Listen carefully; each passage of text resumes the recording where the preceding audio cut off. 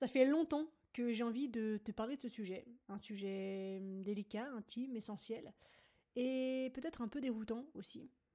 Et si ta croissance dans ton business, dans ta vie, dans ton expansion personnelle, était limitée par l'amour que tu n'arrives pas encore à avoir pour tes parents? Dit comme ça, je sais que ça peut sembler bizarre, peut-être trop perché, trop psy, trop pseudo-spirituel, mais je t'invite à rester, parce que ce que je vais te partager ici, c'est pas une théorie, c'est un chemin que j'ai vécu personnellement dans ma chair, que j'ai expérimenté, et surtout c'est un retour vers toi que j'ai envie de te proposer. Je te parle pas depuis une enfance dorée ou lisse, ne te méprends pas, on m'a enfermée pendant des années, j'ai subi diverses formes de violence, je me suis retrouvée à la rue, donc je sais ce que ça peut impliquer d'oser ouvrir son cœur à ceux qui l'ont parfois brisé. Mais justement, c'est pour ça que j'en parle, parce que je sais à quel point aimer vraiment, et c'est ça, ce terme-là, souligné, écrit en gras et en clignotant, qui est important, peut changer toute une vie. Dans l'épisode d'aujourd'hui, je vais t'inviter à reconsidérer ce que signifie aimer ses parents. Pas les excuser, bien sûr, pas les idolâtrer non plus, mais les reconnaître tels qu'ils ont été. Et à travers eux, retrouver toutes les parts de toi que tu retiens encore. Parce que tant que tu restes en guerre avec ce que tu as reçu, ou que tu veux à tout prix limiter, tu ne crées pas depuis ta propre essence. Et ce que tu veux vraiment, c'est pas performer, ou en tout cas pas seulement, c'est être libre. Bienvenue dans Bien avec soi, le podcast conçu pour t'accompagner sur le chemin de la révélation de soi en éclairant tes zones d'ombre pour te permettre de te rencontrer dans ta complétude. Je t'invite à un voyage intérieur où le slow coaching, l'équanimité et la force intérieure sont au cœur de chaque étape. Ici, il n'est plus question de se réparer, mais de se révéler pleinement en embrassant toutes les facettes de ton être. Dans ce podcast, je partage avec toi des réflexions sur le shadow work, la non-dualité, la dépolarisation et l'unité, ainsi que mes propres apprentissages. Mon souhait est de t'offrir un espace de réflexion et de paix pour que tu puisses avancer sereinement vers la liberté d'être toi-même. Je suis Marie Perron, coach spécialisée dans le slow coaching, et je suis ravie de t'accueillir dans ce tout nouvel épisode.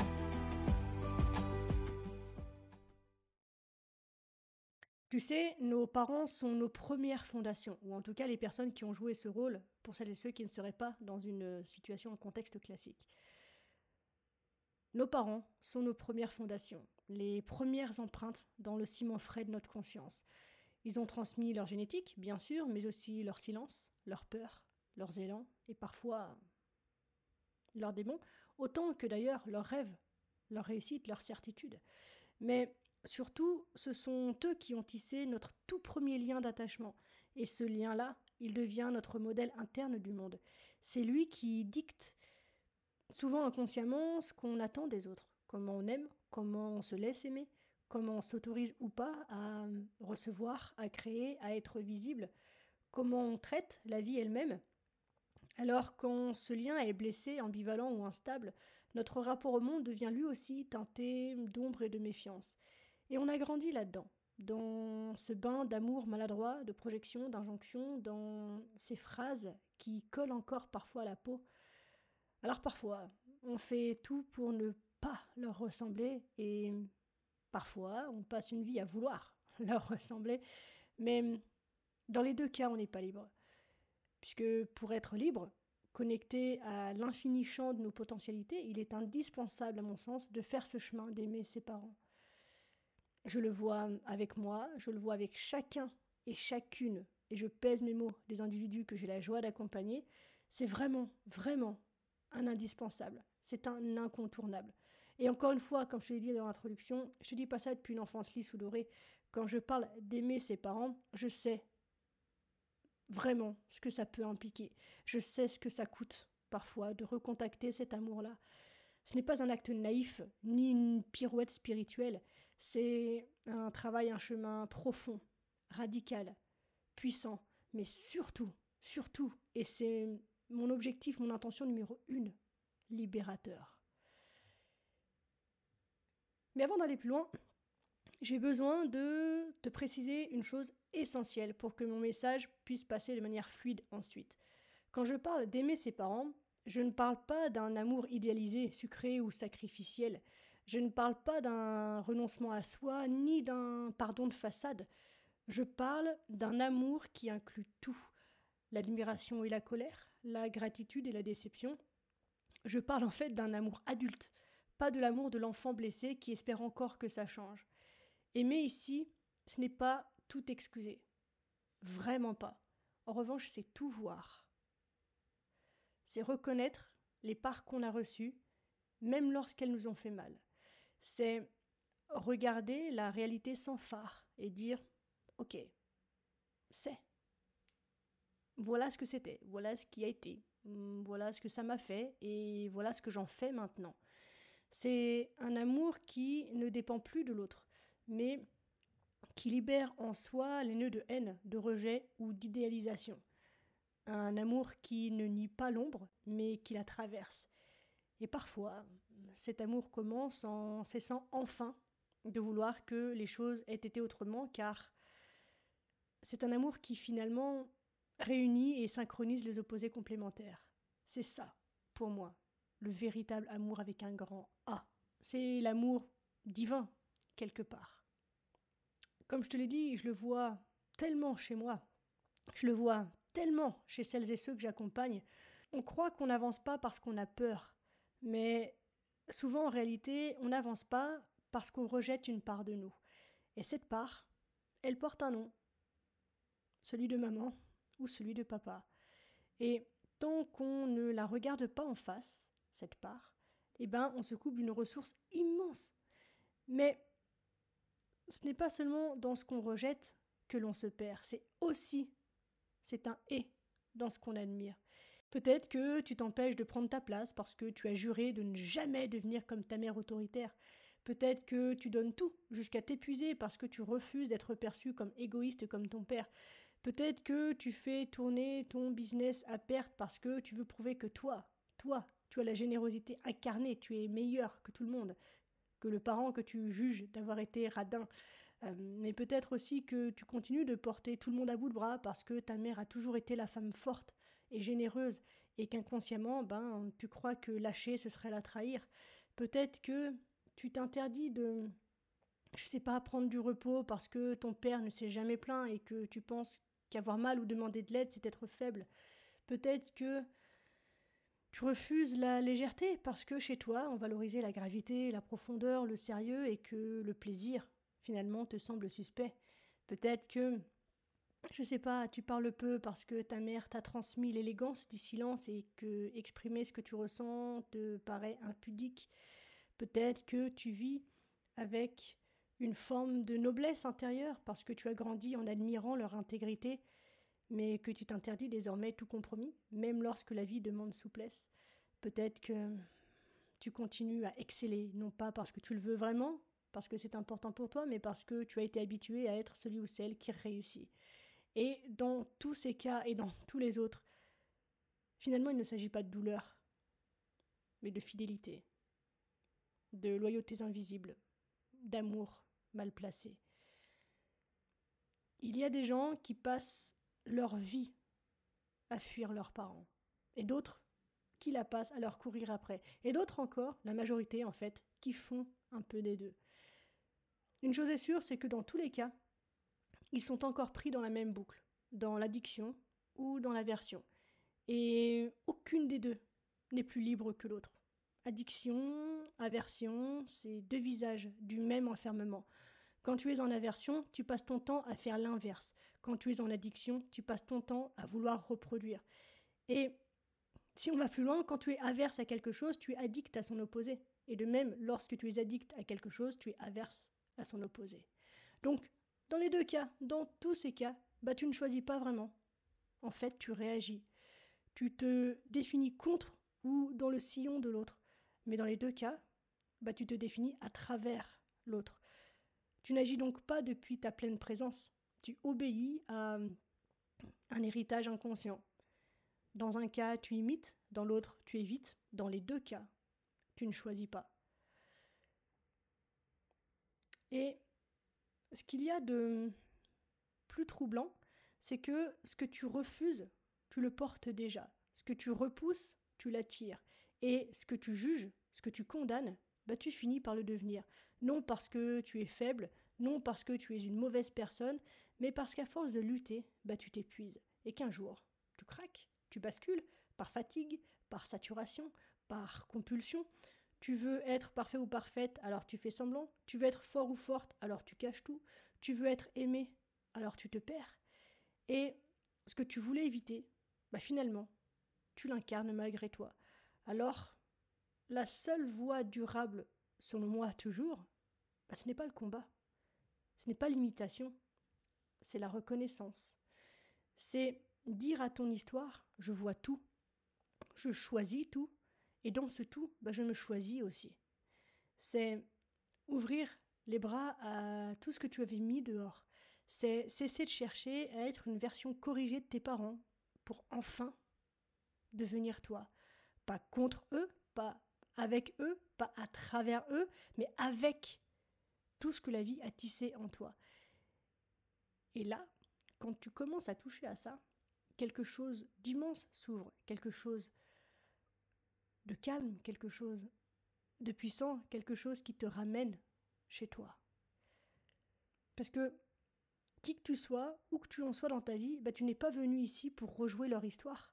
Tu es venu pour écrire la tienne. Depuis un endroit nu, tranquille, souverain. Et pour ça, il faut d'abord reconnaître ce qui t'anime en silence, ce que tu fuis, ce que tu copies, ce que tu ne veux surtout pas être et ce que tu veux absolument devenir. Et depuis cette vision juste-là, faire un pas de côté. Juste un, pas besoin de plus. Pour voir si, derrière l'agitation, il n'y aurait pas une autre manière d'être. Plus douce, plus vaste, plus vraie, plus juste pour toi. Donc, cette liberté après laquelle tu cours, elle commence bel et bien là. Quand tu regardes tes parents non plus comme un modèle ou un contre-modèle, mais comme deux êtres humains, porteurs d'expériences, de blessures, de contradictions, et que tu reprends le pouvoir sur la suite. Donc j'espère que tu l'entends. Aimer ses parents, au sens où je l'entends moi aujourd'hui, ici, ce n'est pas faire la paix comme on signerait une trêve avec un ennemi. Ce n'est pas pardonner depuis un piédestal de supériorité morale. Ce n'est pas non plus les encenser, les idéaliser ou les sacraliser. Aimer, dans ce travail-là, dans ce chemin-là, c'est voir, c'est inclure, c'est cesser de filtrer le réel à travers les étiquettes bon ou mauvais.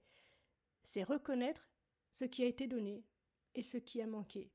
C'est entendre ce qui a blessé et ce qui a structuré. C'est tenir ensemble les contradictions et sentir que, dans cette tension, il y a de l'amour. L'amour de la vie.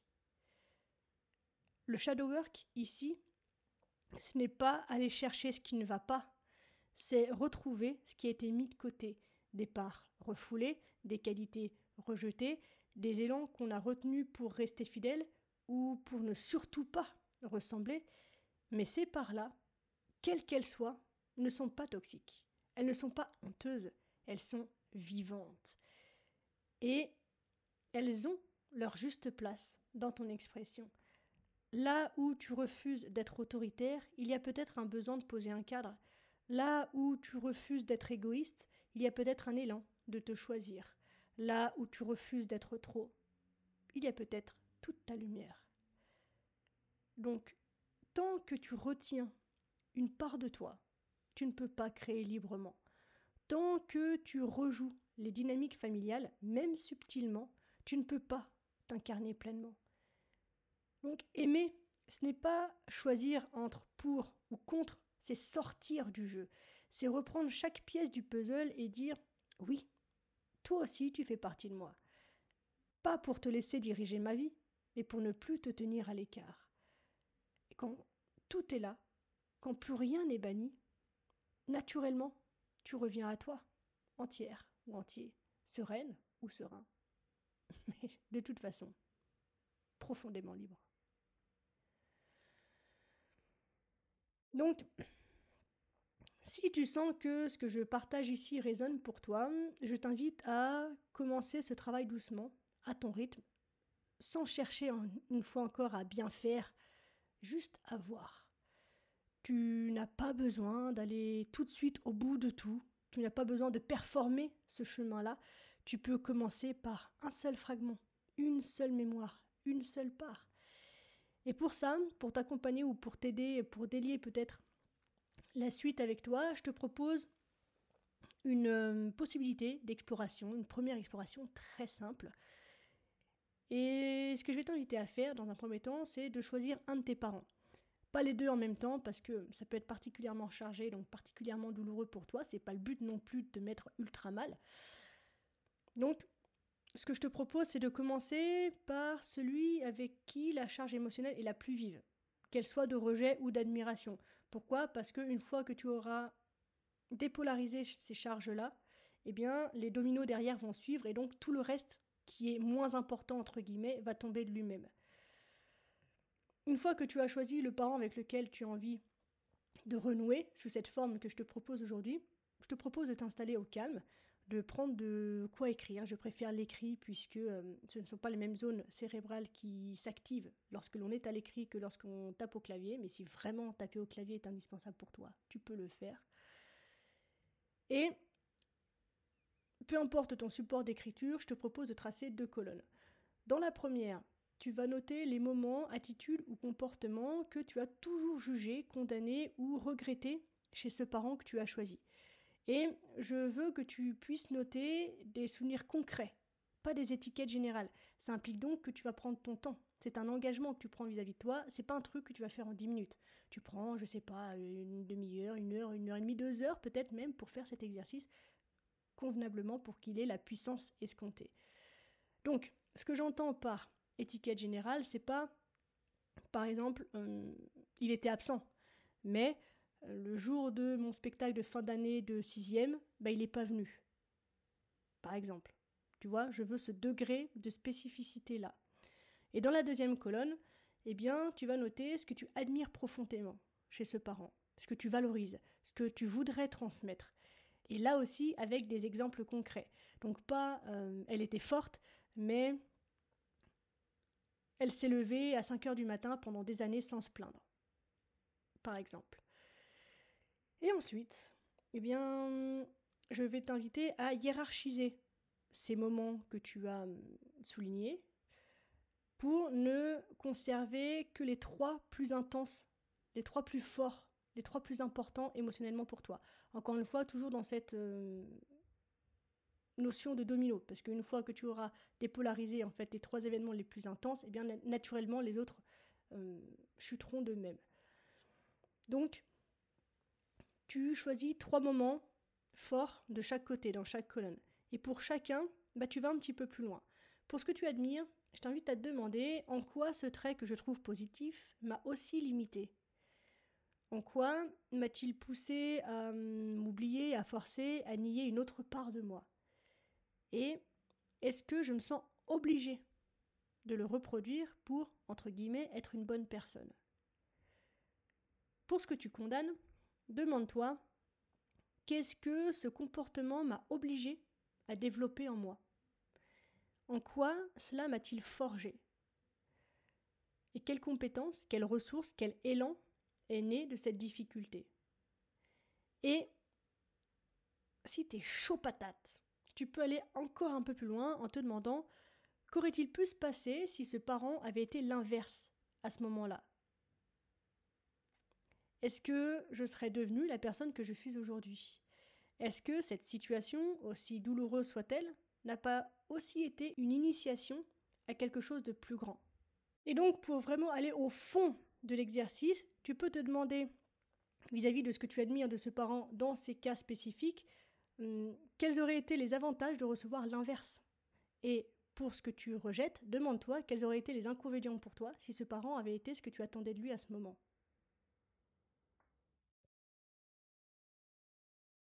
Dans cet exercice, tu n'as pas à forcer la gratitude. Tu n'as pas non plus à tout comprendre d'un coup. Je t'invite vraiment à faire confiance à ton esprit parce que je t'entends peut-être objecter le fait que tu peux pas savoir ce qui se serait passé si ça avait été autrement puisque ce n'est pas ça qui s'est produit.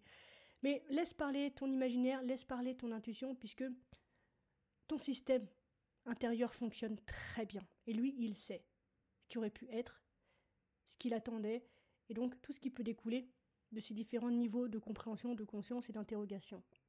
Donc ne force rien. Laisse-toi traverser. Mais si à un moment donné, tu sens une chaleur, des fourmis, un picotement, une larme, une sensation d'apaisement ou d'ouverture, alors tu sauras. Quelque chose s'est réintégré. Une pièce du puzzle a retrouvé sa place.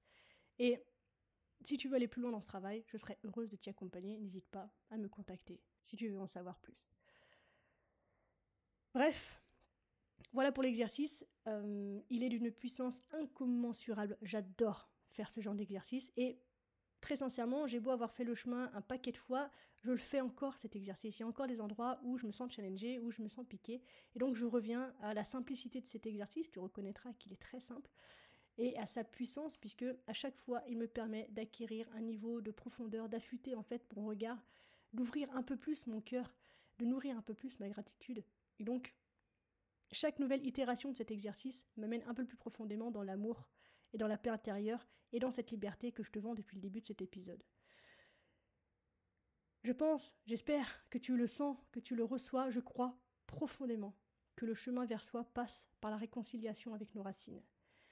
Pas pour rester ou devenir attaché à elles, mais pour pouvoir enfin s'en détacher avec amour. Tu n'es pas là pour rejeter l'arbre, tu es là pour pousser à ton tour, dans ta forme unique, avec tout ce que tu as reçu et tout ce que tu as choisi de transcender. Donc ce chemin que je te propose, en fait, il ne parle pas de tes parents, il parle de toi. Il parle de la femme, de l'homme que tu es aujourd'hui, de toutes les parts que tu retiens encore, par peur de trahir, par besoin de réparer, ou simplement parce qu'on ne t'a jamais dit que tu avais le droit d'être entière ou entier. Ce que je te propose ici, ce n'est pas une technique de développement personnel, ce n'est pas une stratégie business, c'est un retour à toi, à ton unité, à ton espace intérieur. Parce que tant que tu vis contre ou à travers tes parents, tu ne vis pas depuis toi. Tant que tu cherches à ne pas leur ressembler ou à les honorer à travers des postures rigides, tu restes prisonnière ou prisonnier. Il n'y a pas de liberté sans intégration, pas de création profonde sans complétude. Alors oui, aimer ses parents au sens dont je te parle ici, c'est une initiation, pas vers eux, mais vers toi. C'est redonner leur place à toutes les parts que tu avais mises dehors. C'est reconnaître la lumière dans l'ombre et l'ombre dans la lumière. C'est voir que chaque trait jugé ou idéalisé avait un rôle et que tout, absolument tout, peut devenir une ressource quand il est remis à sa juste place. Et c'est ça, la véritable liberté. Pas fuir, pas combattre, pas oublier, mais inclure, choisir, être. Alors, si un jour ton cœur s'ouvre pour l'un de tes parents, sache que ce n'est pas une faiblesse, c'est un portail vers toi. On arrive déjà à la fin de cet épisode, merci du fond du cœur de l'avoir écouté jusqu'au bout. J'espère qu'il t'a plu, si c'est le cas, n'hésite pas à me le faire savoir et à m'encourager en mettant 5 étoiles et un commentaire sur ta plateforme d'écoute. Les témoignages et les interactions, ça m'aide simplement à rendre le podcast visible et donc disponible à un plus grand nombre de personnes. Ça ne te coûte rien et c'est vraiment super important pour moi, donc merci infiniment pour ta contribution. Sache que si tu as envie d'aller plus loin sur les notions que j'aborde dans ce podcast, je propose des accompagnements de coaching, donc si cette voix t'appelle, sens-toi libre de me contacter, t'as tout ce qu'il faut pour ça dans la description, et nous verrons ensemble ce qu'il est possible d'accomplir. Voilà, on se retrouve très vite dans un nouvel épisode. D'ici là, prends soin de toi, sois reconnaissant envers la vie et surtout n'oublie jamais que tu es la personne la plus importante de ta vie et que de ce fait, tu mérites ce qu'il y a de meilleur. Je nous aime, à la revoyure.